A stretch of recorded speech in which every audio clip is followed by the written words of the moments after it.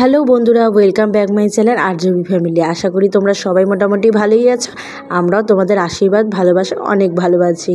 তো আজকে কিন্তু শুক্রবারের ভ্লগটা আর শনিবারের ভ্লগটা একসাথে সেট করে তোমাদের কাছে তুলে ধরবো।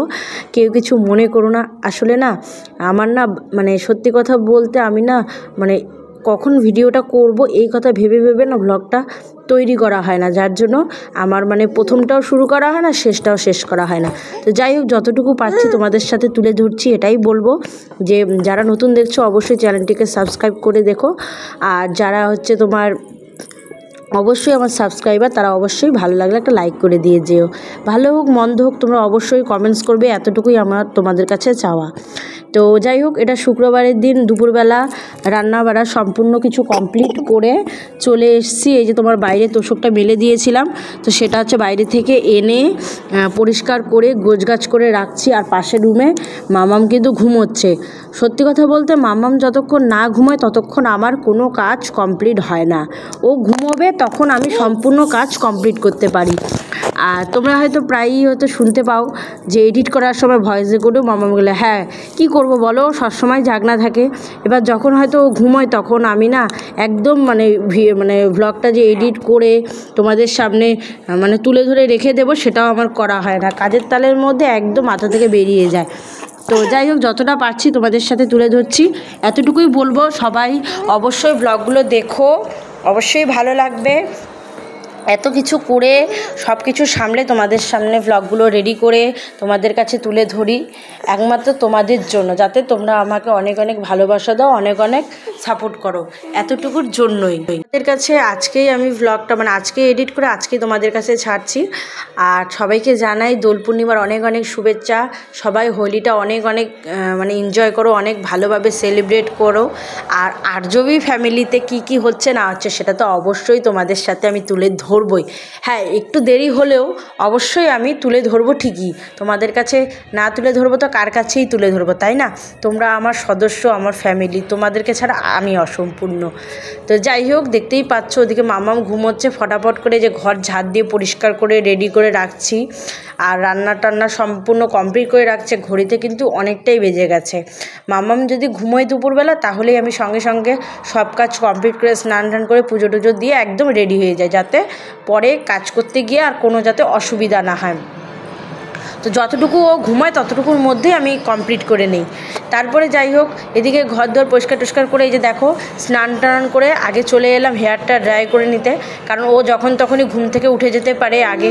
এটাই আমার সবচেয়ে বড় কাজ মনে হয়, যে কখন আমি চুলটা শুকাবো আর কি, এই হলো ব্যাপারটা।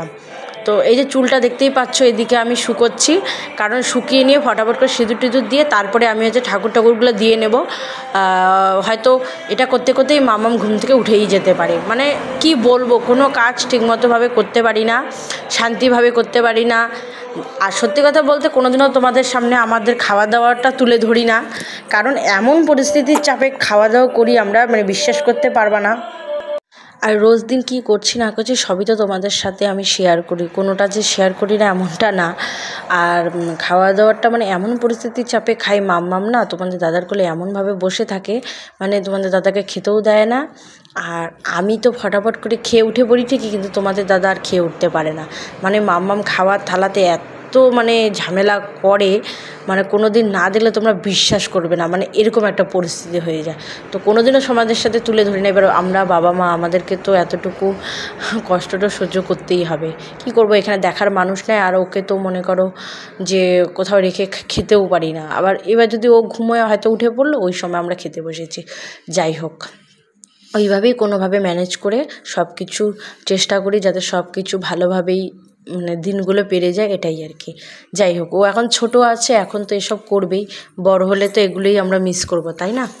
তো তোমাদের সাথে অনেক কিছুই আজকে শেয়ার করে ফেললাম। কোনো সময় তো কাজের তালে তালে কোনো কিছু বলাই হয় না, তো আজকে কিন্তু বলেই দিলাম। আর এইদিকে দেখো আমার মাম্মামকে, দেখো গান শুনে নাচ করছে, একদম লিংটু পাছা ছিল ওই অবস্থাতে আমি তোমাদেরকে ভিডিও করে নিলাম। তো যাই হোক, এটা আমি সন্ধ্যাবেলার মানে আগে ভিডিওটা বানাচ্ছি, তারপরে চলে যাব আমি পরের দিনের ভ্লগে। তারপরে না একদম ভ্লগটা করা হয়নি। এটা হলো শনিবারের ভ্লগ। এই যে দেখো খিচুড়ি বানিয়েছিলাম, বেগুন ভাজা, পটল ভাজা, আর তার সাথে গরম গরম মাছ ভাজা। তো সত্যি কথা বলতে মানে গতকালের ভ্লগটা একদম শেষ করতে পারিনি, আর আজকেরটা শুরু করার চান্স পাইনি। তো যাই হোক, কোনোভাবে ম্যানেজ করে দুটো একখানে করে দিলাম। দুটাই একদম মানে ঝালমুড়ি টাইপের হয়ে গেছে। এই দেখো 3:30 পার হয়ে গেছে, তোমাদের দাদা এখনও মানে আসেনি। আজকে কিন্তু শনিবার ছুটি ছিল, কিন্তু তারপরে ও কাজের জন্য বাইরে গেছে। 3:30 বাজছে, ফোন করে বললো যে আমি আসছি, রেডি করো। তারপরে এই যে দেখো রেডি করে খাওয়া দাওয়া করে এই যে বাবা মেয়ে সন্ধ্যাবেলা দুজনে দুষ্টুমি করছে। তো বুঝতেই পারো, বাবা থাকলে তো মেয়ের আবদারটা একটু বেশি থাকেই। তো যাই হোক, এই যে দুজনে মিলে দুষ্টুমি করছে, আর মামা মেয়েদিকে আমার হয়ে কান্না করছে, এই আর কি। এদের দুটো একখানে থাকলে লেগেই থাকে একটার পর একটা। তো যাই হোক, বৃষ্টির দিনটা এভাবেই চলে গেল, শনিবারের দিনটা এইভাবেই পেরিয়ে গেল। মানে ল্যাথখোর টাইপের একটা ব্যাপার হয়ে গেছে, শুয়ে বসে টাইমটা কেটে গেল। তো যাই হোক, দুটো ভিডিও একসাথে, দুটো দিনের ভিডিও একদিনই তোমাদের সাথে মানে শেয়ার করলাম। কষ্ট করে সবাই দেখে নিও। তো সবাইকে অনেক অনেক ধন্যবাদ আমার ব্লগটা দেখার জন্য। তো এভাবেই পাশে থেকো, সাপোর্ট করো। দেখা হচ্ছে নেক্সট ব্লগে। আর সবাইকে দোল পূর্ণিমার অনেক অনেক শুভেচ্ছা।